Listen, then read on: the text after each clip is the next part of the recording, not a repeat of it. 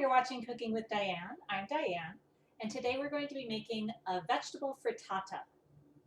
A frittata is kind of like a crustless quiche. It's basically a cake made with eggs and whatever you want to put in them. It's a go-to of mine if I want to make a nice breakfast to feed a lot of people, because generally a frittata will feed up to 8 people. But it's not as time consuming as making 8 omelets. So the items we're going to need to make this are eggs. The number of eggs will vary depending on the size of your pan and how thick you want to make the frittata. I'm using a 10-inch skillet today, and I'm using 10 eggs to make that. Generally, if you're using a 10-inch skillet, anywhere from 8 to 12 eggs will fit it really well. 8 eggs will make a skinnier frittata, 12 eggs will make a thicker frittata. Today I'm going to be using yellow onion, which I just diced into small dice, some zucchini, and some cheddar cheese, which I have shredded. But really you should fill your frittata with whatever you like, what you have, and what's in season. So let's start by cracking all the eggs into the bowl. When I'm cracking eggs, instead of cracking them on the side of the bowl, I actually crack them on the countertop.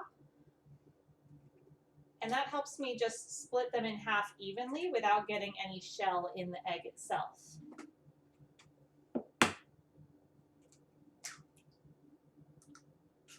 Your eggs can be cold, but if you let your eggs get to room temperature before you cook them, more egg will come out of the shell. They won't be as sticky.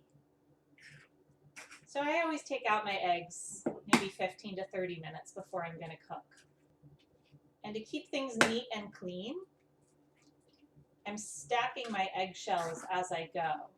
So when I'm done, I just have one stack of eggshells to compost instead of eggshells all over my counter. So now before you whisk up the eggs, just take one quick check to make sure there's no shell in there.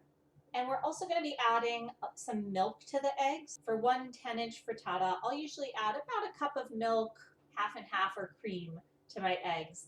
This will make the frittata nice and soft.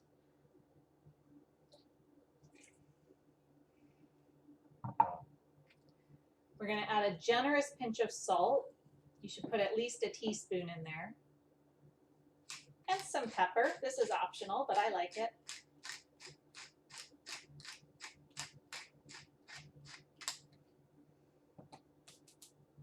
And now we're just going to whisk everything up.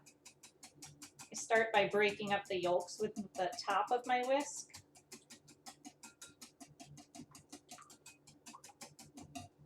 And then I can whisk.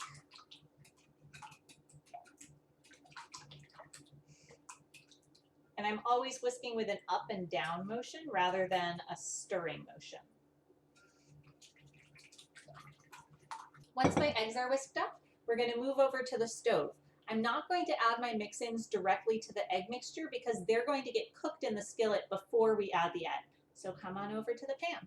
So to cook my frittata, I'm going to start by sauteing my vegetables. So I have my skillet heating to high. And I'm going to add plenty of fat to it now because that's going to help my frittata not stick so much later. So I'm going to add a little bit of butter and a little bit of olive oil. You can just do olive oil if you'd like.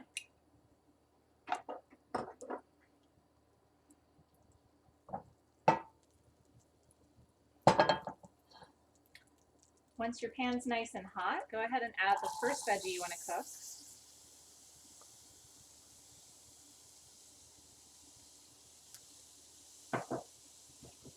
Don't forget to add a sprinkle of salt. And we're going to cook this onion until it's nice and translucent, so about 5 minutes. Once your onion's starting to cook down, it doesn't have to be completely cooked. You can add your second vegetable, which in my case is the zucchini. And now they'll cook together.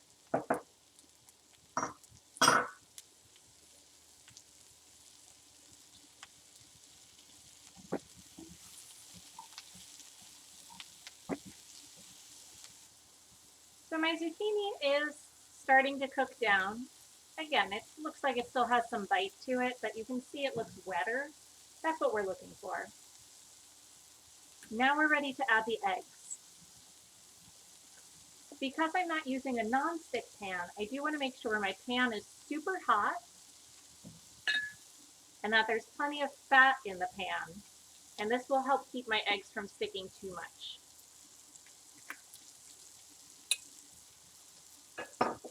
They're still going to stick a little bit. That's the nature of a frittata, but this will make my life easier later when we're getting it out of the pan. So right on top of the veggies, pour in the eggs.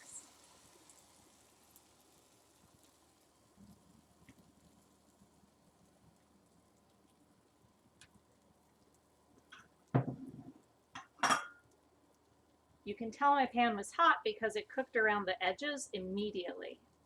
Now that the eggs are in here, we're going to pretend that we're making scrambled eggs, but just for a little while. So I like to give the bottom a little bit of time to cook, maybe 30 seconds to a minute.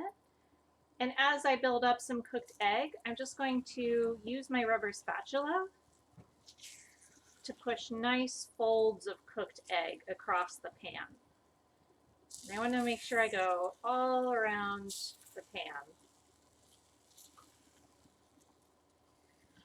and give opportunity for some of the raw egg to start cooking. You can go slow here, but try to keep it consistent and steady because egg cooks pretty fast.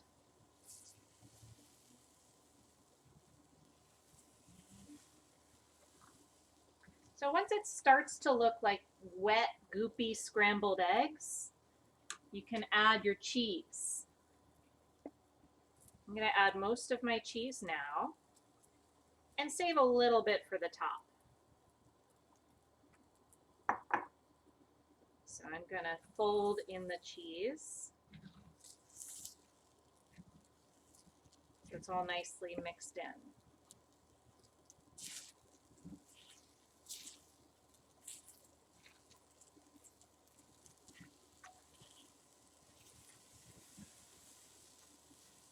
So now my cheese is mixed in and my eggs are like 90% cooked. They look like scrambled eggs, but they're still pretty wet.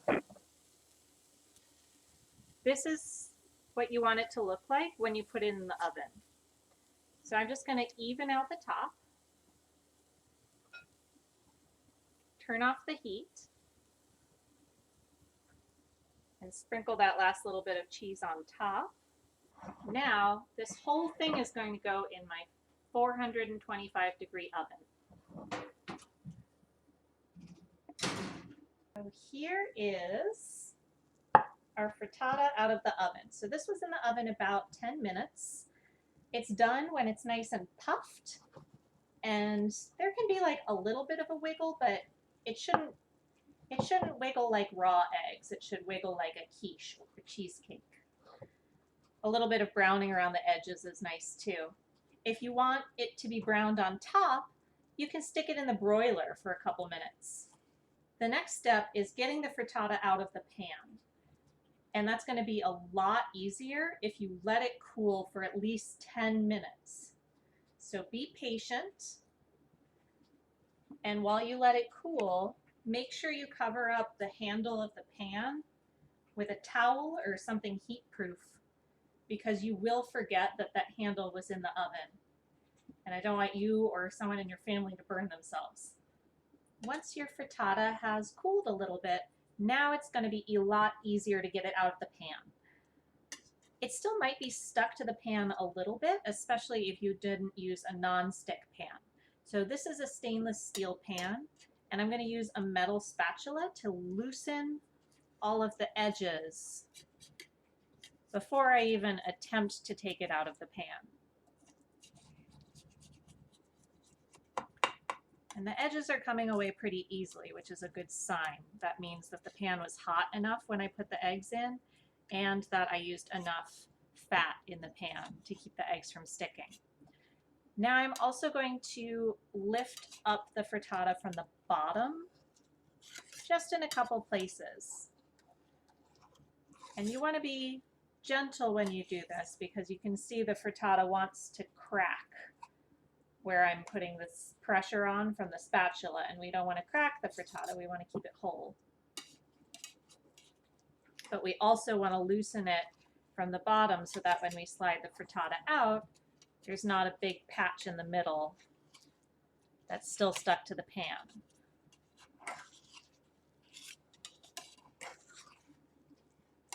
You can go around more than once if you're not sure.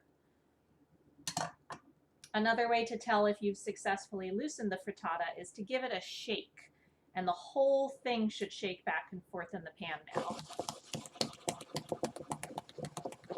So if it's shaking back and forth like that, then you can be sure that your frittata is not stuck to the pan in any spot. Now we're going to gently slide it off the pan and onto the cutting board. And see, got a little bit of sticking here, but not too bad. You can cut your frittata now. It's perfectly good to eat. But if you want those perfect pie slices, you can also let it cool a little bit more. And the longer it cools, the more it will firm up. I can't wait, so I'm going to take a little slice.